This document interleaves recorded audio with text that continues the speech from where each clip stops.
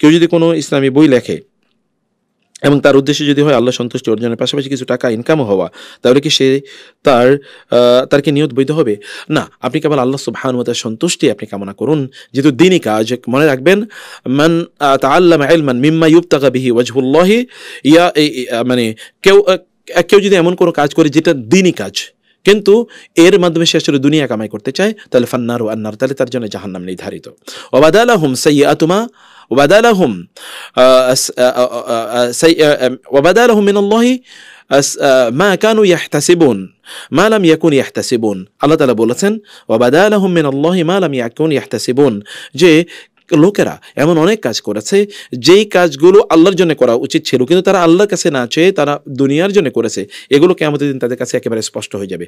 ওয়াবাদালাহুম সাইয়্যাতু মা আমিলু, তারা যে কাজ করেছিল এর মধ্যে যে আল্লাহ ছাড়া অন্য কোনো উদ্দেশ্য ছিল, এগুলো সেদিন কিয়ামতের দিন তাদের সামনে স্পষ্ট হয়ে যাবে।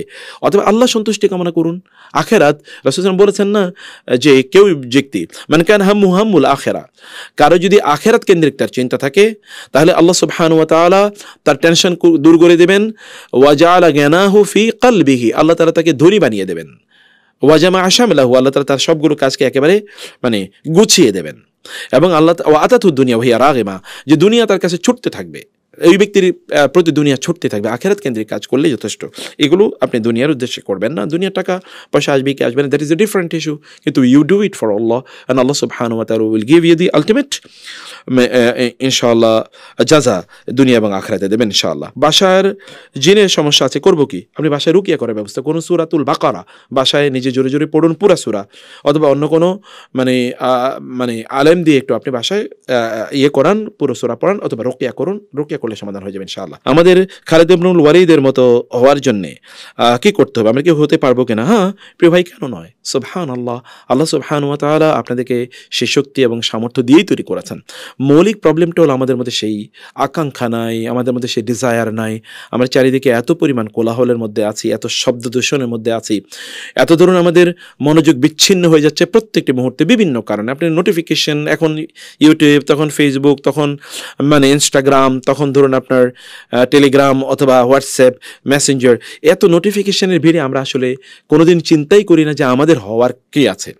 আমরা ওই যে কেবল ক্যারিয়ার ওয়াশ আমরা তৈরি করি না। আপনি একটা ইসলামিক ক্যারিয়ার তৈরি করেন, যেখানে আপনি দিনকে সার্ভ করতে পারবেন, আপনার প্রত্যেকটা মুহূর্তে দিনের পক্ষে কোনো না কোনোভাবে যাচ্ছে, এরকম যদি একটা অবজেক্টিভ আপনি তৈরি করেন, তাহলে তখন আপনি খালিদ ইবনুল ওয়ালিদের মতো হতে পারবেন। কিন্তু খালিদ ইবনুল ওয়ালিদ রাদিয়াল্লাহু তাআলা আনহুর বৈশিষ্ট্য কী ছিল? আপনি জানেন, যখন ইসলাম গ্রহণ করেছেন তারপর থেকে তিনি ইসলামের পক্ষে তার গোটা জীবন কাটিয়ে দিয়েছেন, এবং তিনি কোরআন ধরে মাঝে মাঝে কোরআনকে চুমু খেতেন, এবং তিনি কান্না করে বলতেন, যুদ্ধের ময়দান এই কোরআন থেকে তোমার থেকে আমাদেরকে বিরত রেখেছে, দূরে রেখেছে।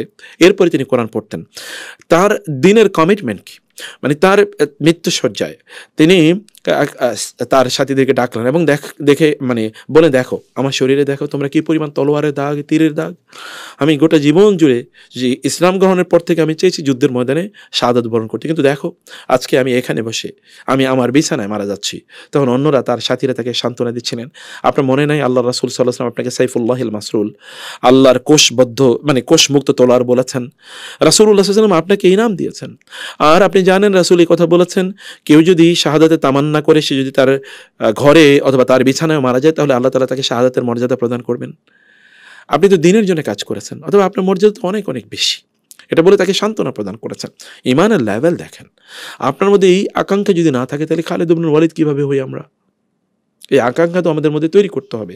2 নম্বর বিষয় হচ্ছে যে যুদ্ধ তো শিখতে হবে। এখন আমরা শয়তানের বিরুদ্ধে যুদ্ধ করা, নফসের বিরুদ্ধে যুদ্ধ করা, ফিতনার বিরুদ্ধে যুদ্ধ করে, এই যুদ্ধগুলো আমাদেরকে আগে করতে হবে। আমরা যদি শয়তানের বিরুদ্ধে যুদ্ধে বিজয়ী না হতে পারি, তাহলে শত্রুর বিরুদ্ধে কীভাবে যুদ্ধ করব? নফসের বিরুদ্ধে যুদ্ধ না করতে পারলে কীভাবে শয়তানের বিরুদ্ধে অথবা শত্রুর বিরুদ্ধে যুদ্ধ করে আমরা বিজয়ী হব? আল্লাহর সামনে দাঁড়িয়ে থাকার যেই ক্ষেত্রে শয়তানের যেই প্রতারণা, প্রবঞ্চনা, ধোঁকা অথবা ওয়াসওয়াসা আছে, তার বিরুদ্ধে যুদ্ধ না করলে আল্লাহর সামনে কীভাবে আমরা আল্লাহর দ্বীনের জন্য কীভাবে যুদ্ধ করবো? এই কারণে নিজেদেরকে প্রস্তুত করা। যুদ্ধ করুন, শারীরিকভাবে শক্তিশালী হন, সাহস তৈরি করুন, এবং খালিদ ইবনুল ওয়ালিদ রাদিয়াল্লাহু তাআলা আনহুর জীবনী পড়েন, দেখেন তিনি কি করেছেন। নেতৃত্বের গুণ তৈরি করুন, যেন লোকেরা আপনাকে আনুগত্য করে, প্রজ্ঞা তৈরি করুন, যুদ্ধের ময়দানে কৌশলগুলোকে এগুলো জানুন। রাসূল সাল্লাল্লাহু আলাইহি ওয়াসাল্লামের ব্যাটলফিল্ড নিয়ে ভালো করে পড়াশোনা করুন, তার গোটা যুদ্ধের ময়দানগুলো যেন আপনার মুখস্থ থাকে যে কি হয়েছে যুদ্ধের ময়দানে, you know everything, every details. তাইলেই আপনি ইনশাআল্লাহ একজন খালিদ ইবনুল ওয়ালিদ হওয়ার মতো স্বপ্ন দেখেন, আল্লাহ তাআলা তো আপনাকে বানিয়ে দিতেও পারেন, তাই না? আল্লাহ তাআলা জানেন কাকে তিনি তার দিনের জন্য ব্যবহার করবেন। শারীরিকভাবে অক্ষম এবং আরও অসুস্থতা থাকলে কিভাবে বিয়ে করব? বৃদ্ধ বয়সে তো স্ত্রী সন্তানের সাপোর্ট প্রয়োজন পড়ে, বিয়ে না করলে না হলে যৌবনে একাকী কাটিয়ে দিল, বৃদ্ধ বয়সে কিভাবে কাটাবো? দেখুন, শারীরিকভাবে অক্ষম এবং আরও অসুস্থতা, যদি শারীরিকভাবে অক্ষম হন তাহলে তো আপনার বিয়ে করা জায়েজ নেই। আপনি শারীরিকভাবে অক্ষম মানে কি সেটা আমাদেরকে একটু ভালো করে বোঝাতে হবে, বা জিনিসটা আমাদেরকে ভালো করে বলতে হবে। তো আমরা আপনাকে বলবো যে প্রিয় ভাই, আল্লাহর কাছে আপনি চান, এবং আপনি ধরুন ডাক্তারের সাথে, ভালো একজন ডাক্তারের সাথে কথা বলুন, যারা আপনার ফিজিক্যাল অবস্থাটা ভালো করে বুঝবেন এবং আপনাকে সে ব্যাপারে তারা পরামর্শ প্রদান করবেন ইনশাআল্লাহ।